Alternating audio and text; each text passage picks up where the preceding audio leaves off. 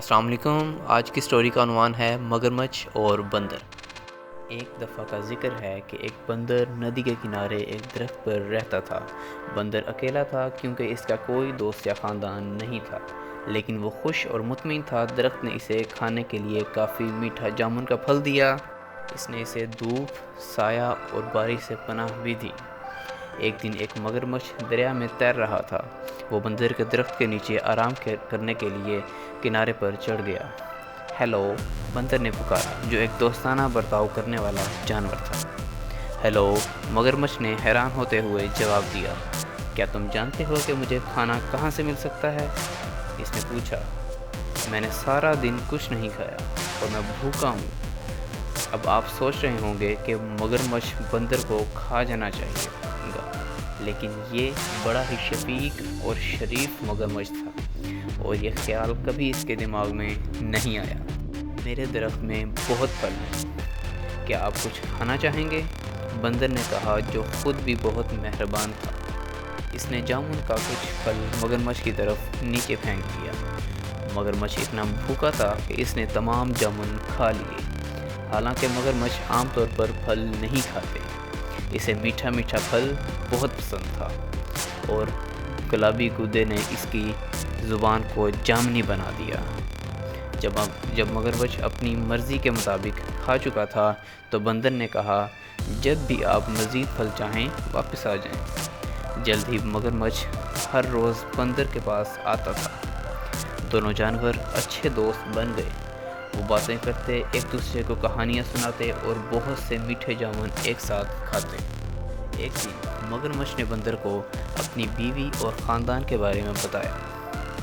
بندر نے کہا، آج واپس جاتے ہوئے اپنی بیوی کے لیے بھی کچھ پھل لے جانا۔ مگرمچھ کی بیوی کو جامن بہت پسند آئے۔ اس نے پہلے کبھی اتنی میٹھی چیز نہیں کھائی تھی، لیکن وہ اپنے شوہر کی طرح مہربان اور نرم مزاج نہیں تھی۔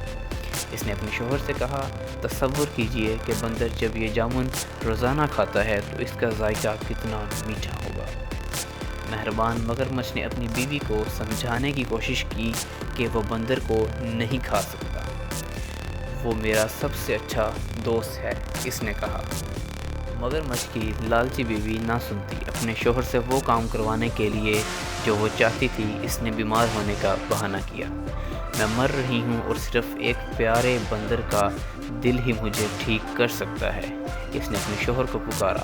اگر تم مجھ سے محبت کرتے ہو، تم اپنے دوست بندر کو پکڑو گے اور مجھے اس کا دل کھانے دو گے۔ بیچارے مگرمچھ کو سمجھ نہیں آ رہی تھی کہ وہ کیا کرے۔ وہ اپنے دوست کو کھانا نہیں چاہتا تھا، لیکن وہ اپنی بیوی کو مرنے نہیں دے سکتا تھا۔ آخرکار اس نے فیصلہ کیا کہ اسے کیا کرنا ہے، اور اگلی بار جب وہ بندر کے پاس گیا تو اس نے اس سے کہا کہ وہ اس کی بیوی سے ملنے آئے، کیونکہ وہ جامن کے خوبصورت پھل کے لیے ذاتی طور پر اس کا شکریہ ادا کرنا چاہتی تھی۔ بندر خوش ہوا، لیکن کہا کہ وہ نہیں جا سکتا کیونکہ وہ تیرنا نہیں جانتا۔ اس کی فکر نہ کرو، مگرمچھ نے کہا، میں تمہیں اپنی پیٹھ پر لے جاؤں گا۔ بندر راضی ہو گیا اور مگرمچھ کی پیٹھ پر کود کے بیٹھ گیا۔ چنانچہ دونوں دوست گہرے چوڑے دریا میں چلے گئے۔ جب وہ کنارے اور جامن کے درخت سے بہت دور پہنچے تو مگرمچھ نے کہا، مجھے بہت افسوس ہے، لیکن میری بیوی بہت بیمار ہے اور کہتی ہے کہ بندر کا دل ہی اس کا علاج ہے۔ مجھے ڈر ہے کہ مجھے تمہیں مارنا پڑے گا، حالانکہ میں ہماری باتوں کو یاد کروں گا۔ بندر نے جلدی سے سوچا اور کہا، پیارے دوست، مجھے تمہاری بیوی کی بیماری کا سن کر بہت افسوس ہوا۔ مجھے خوشی ہے کہ میں اس کی مدد کر سکوں گا، لیکن میں نے اپنا دل جامن کے درخت میں چھوڑ دیا ہے۔ کیا آپ کو لگتا ہے کہ ہم واپس جا سکتے ہیں تاکہ میں اسے لا سکوں؟ مگرمچھ نے بندر کی بات مان لی۔ وہ مڑا اور تیزی سے تیر کر جامن کے درخت کی طرف گیا۔ بندر نے اس کی پیٹھ سے چھلانگ لگا دی اور اپنے درخت کی حفاظت میں چڑھ گیا۔ میں نے سوچا کہ آپ میرے دوست ہیں، اس نے پکارا۔ کیا تم نہیں جانتے کہ ہم اپنے دل کو اپنے اندر رکھتے ہیں؟ میں پھر کبھی تم پر بھروسہ نہیں کروں گا اور نہ ہی تمہیں اپنے درخت کا پھل دوں گا۔ چلے جاؤ اور واپس نہ آنا۔ مگرمچھ نے اپنے آپ کو بہت بیوقوف محسوس کیا۔